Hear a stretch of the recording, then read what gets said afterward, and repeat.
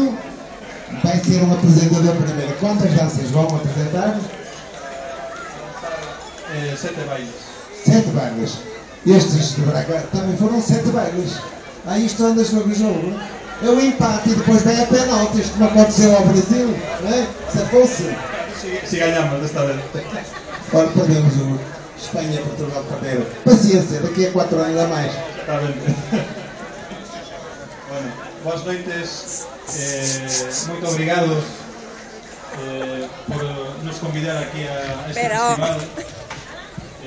Vimos de Cangas do Morrazo, é un pobo que está situado xusto en frente de Vigo.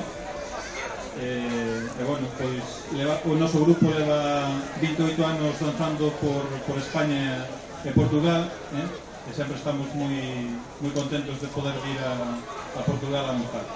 Vamos a empezar con a Foliada dos Morenos.